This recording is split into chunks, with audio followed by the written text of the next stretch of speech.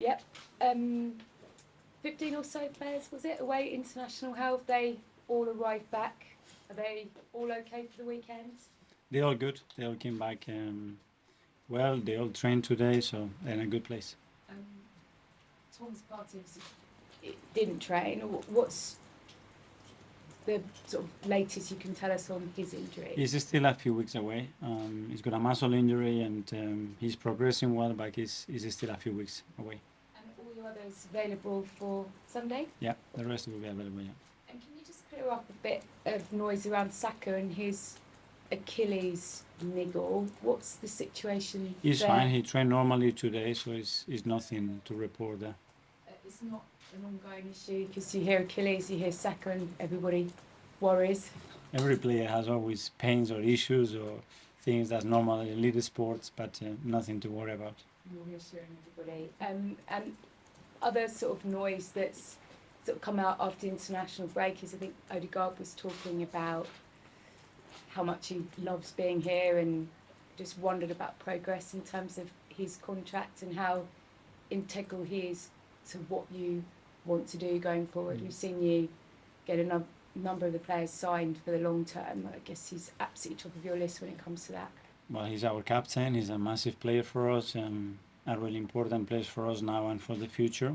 And we are extremely happy to have him, and we want to keep him here for a long time. In terms of that progress, optimistic when? I'm always optimistic, and we have a really good relationship with him, with his agent. We are really close to them, and whenever that's confirmed, we will announce it. Just finally for me, how excited are you about the next few weeks, particularly I guess this week? Champions League, well, Everton, maybe not quite so excited about that. I don't know, you'll tell us afterwards. Champions League and then Tottenham at the end of it. But to have weeks like this, to have the challenge of now going games every 3-4 days for the next month, how much are you looking forward to it? I'm really excited about it, obviously. First Everton, and that's the only one that we have in mind. Obviously, our records speak for himself. Last 6 years we haven't won there, so we're gonna have to earn it, and we know that we're gonna have to be at our best to beat them there, and something that we haven't managed to do. So that's where we're gonna start. That's Becky from the Premier League. Becca, when you get your fixture list and you look at all the games, is Everton away one that you personally really look forward to, perhaps more than others? It is, obviously, it's a big emotional attachment to that football club, you know, the way they treat me, the years that I spent there, the incredible memories that I have. So always grateful. It was a big part of my playing career, and now, yeah, as a coach, I have to play against them, and obviously I want to beat them. So when you're planning this game, is it the one that you go, I haven't had success there, you had so much success, but is it the one that you really want to nail this time? Yeah, but we've been here, and we've been before I came as well in grounds that for 17 years we haven't won, and we've done it, you know. So it's just understanding the importance, what we lacked in those games, and try to put it right and do it. And how much work have you actually managed to get in with the boys this week? Obviously, returning from international duty, I would assume slightly staggered. Is it just the one sort of training session that you've had to implement your game plan? Yeah, that's today. Today, that was the first time that we can do a little bit, because for some players it was match 2 as well.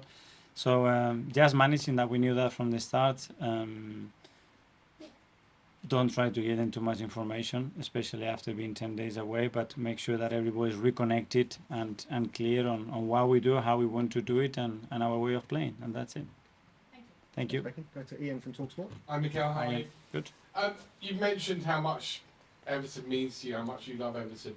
Does it sadden you then, the predicament they're in right now, where the last couple of years they've only just stayed up? Today they've been taken over, and just in general, it's not going well, and it looks like a club that's not in a good place. Yeah, but that's the history of football clubs, you know, and the challenges that we all have right now is the competition, you know, but as well the project that they have there with the new stadium and everything that they are trying to do is very exciting as well. But like everybody, you have through tough times, you know, it's how you overcome those situations to become better.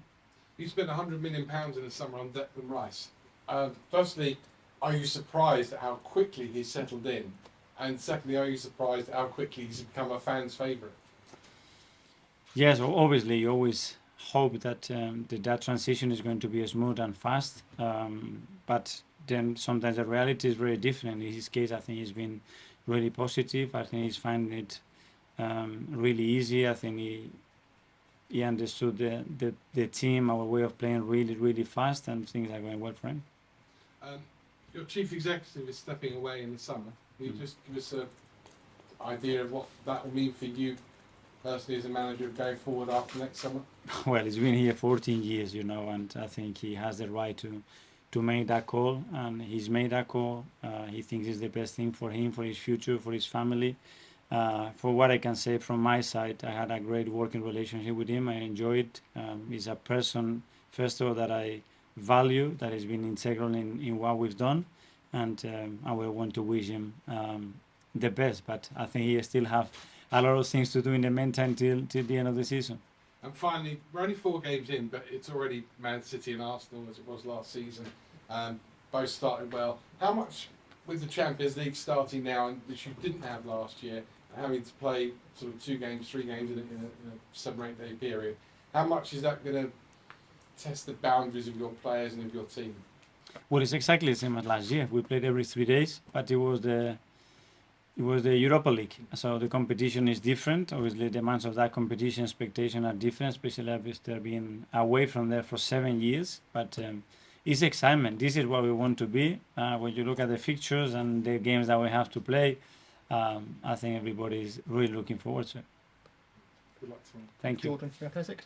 Mikel, Pepe left the club last week. I just wanted to ask you, obviously the club record signing before Declan came in. Played a lot in your first season and then quickly fell out of the plans. Can I just, is there a sadness to you that someone that the club invested that much money didn't quite work out in the end? Yes, but obviously there are moments for players, and not only him, but as well Robbie leaving and all the other ones that they have, Flo leaving, all the other ones that they have been on loan as well. You have an emotional attachment with them. You have tried to get the best out of them. But there are periods, and sometimes it's not about the will of the player, but it's a player that plays in his position as well that does so well. So it's many factors, but what we certainly want is wish them, all of them, the best, and hopefully they can fulfill their dreams somewhere else. You mentioned Rob leaving as well. Kieran's obviously left on loan. Just looking at the squad now, I think there's only 3 players who actually precede your arrival as manager. This feels like very much like an entire squad that's now built in your image. Is there more pressure coming with that for you, that this is now your entire team that you've handpicked? I don't think that any pressure is going to be bigger than what we put ourselves internally every single day, regardless. When you have the players that you have, you made a decision to coach them. They are not my players; they are players from the club, and the team evolves, the squad evolves, and if you are here more years, that would happen gradually, like it happened like any other squad in the world. Just on Everton, I know you've also spoken about the record there in recent years. You also said that you think you've now got the physicality in the squad with the new signings to go and match these teams. When you go there, are you looking to match them in a battle, or do you try and make it not a battle? Sometimes you cannot avoid a battle. There are certain balls that you have to do. The style of play that they have is very clear, and they're extremely good at that. We have a very different one, and it's about when you are trying to impose your way of playing, and the tactic is just to make sure that the opponent's strengths are completely hiding and yours are coming out every single time to fulfill the potential of your players, and that's what I think both managers and both teams will try to do on Sunday. Okay, last couple in the live section. James from ESPN. Yes, just following on on Pepe. Obviously, the club spent a lot of money on him. No club can have 100% success rate with their transfers, but do you think there are any lessons to learn from that deal and how it played out? I don't know. I wasn't involved in the process of that deal, And what I can say about him as a person as well is a phenomenal boy. He tried really hard. He did his best. It's not his fault that the amount of money that we paid at the time, and that's it. And when things are not working on, you have to move on, And there's no point trying when something is not working for either way, and that decision has been made, and I think it's in the benefit of all parties.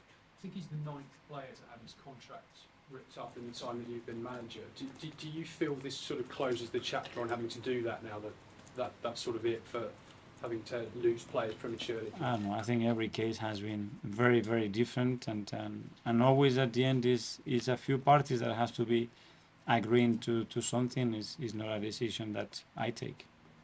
Thanks, James. Finally, we'll go to Kaya from Football Hi, Mikael. Hi. Earlier in the summer, you were speaking about how the leadership group would be decided after the transfer window came to a close. I just wondered, have you made a decision and have you communicated that to the players? It's not about the decision making something formal or something public. We have many leaders in the squad. We have a captain that is Martin, and you have seen in the last few games and in pre-season when there are changes as well. When you have number 2 and 3, then maybe it's the 4 and 5. So what I'm really interested is about empowering the qualities that they have as human beings, and make sure that the leaders come out. So don't really restrict anybody, because we have a lot of people that are capable of doing that at the moment. And just to check, who would be 2 and 3 beyond Martin? Sorry? Who would be number 2 and number 3? You will see when we play. Okay, that finishes the live.